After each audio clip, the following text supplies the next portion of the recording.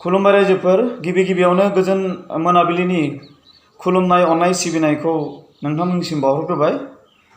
दिनै बे समाव आङो दसे नोंथांमोननि सिगाङाव नुजाथिनो फैदों।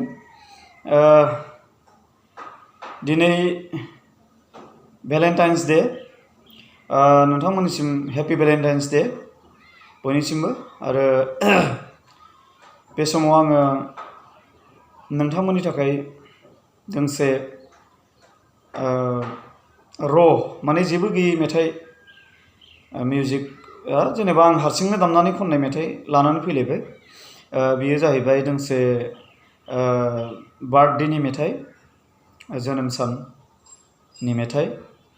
दा बेबायदिनो गोबां प्रडिउसारफ्रा एबा गोबां बेक्तिफ्रा आंनो बेबायदिनो मेथाइ लिरनो हरो, जेरै बार्थडेनि मेथाइ, सोरबाबा हाबानि मेथाइ, आरो बेबायदिनो गोबां रोखोमनि खायसेबा रिभलिउसनारि मेथाइ बिदिनो गोबां लिरनो हरो। दा बेफोरखौ आङो सम लानानै गावनि गोसोजों जि सानखांनानै मोनदों बेखौनो बिथांमोननि माखासे लाइफखौ नाहरनानै आं लिरनाय जायो। बेनि गेजेराव माब्लाबा माब्लाबा गोरोन्थिबो जायो।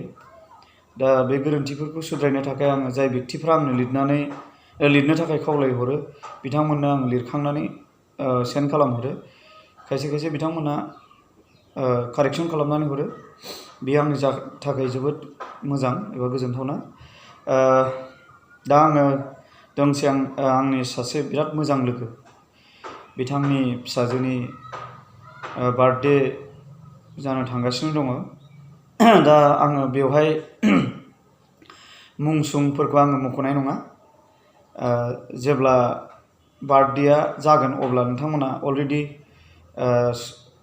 नेटनि जुगेदि ससियेल मिडियायाव बा गोबां बेफोरबायदिनो इउटिउबाव, फेसबुकाव नोंथांमोना नुखागोन। ओंखायनो आं नाम साम मेनसन खालामथ'लिया बे मेथाइआव। जायखिजाया आं मेथाइखौ नोंथांमोननो खोनासंहोनो लाग्रोदों। नोंथांमोना खोनासंलांबानो जाबाय।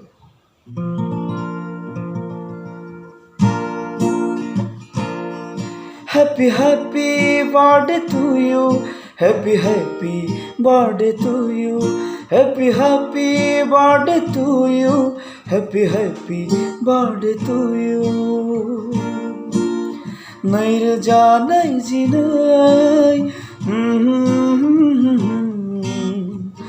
नों फैबाय सना जाना, नों फैबाय माइनाव जाना, नों जोंनि सोरां नखराव, नों जोंनि गोजोन संसाराव। नों फैबाय सना जाना, नों फैबाय माइनाव जाना, नों जोंनि सोरां नखराव, नों जोंनि गोजोन नखराव। Happy birthday to you, happy birthday to you, happy birthday to you, happy birthday to you.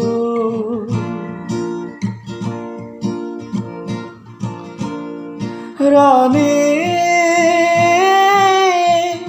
बेसेदि समायना नोंनि रैदोब आथिं आखाइ, गलाब बायदि बारफुनाय जारौ खावलाय फारनैया। लाना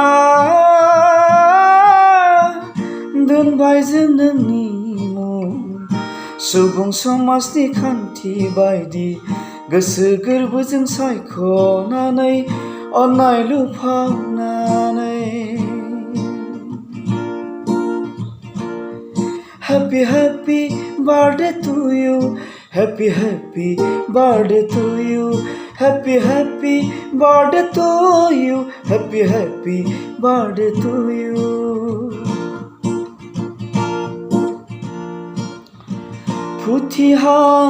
फुथियाहां नोंनि गोरलै गारांजों आइ आफा आबै आबौ गाबज्रिनाया।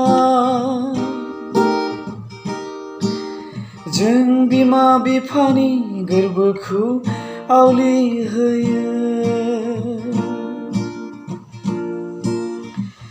फुथिहां फुथियाहां नोंनि गोरलै गारांजों आइ आफा आबौ आबै गाबज्रिनाया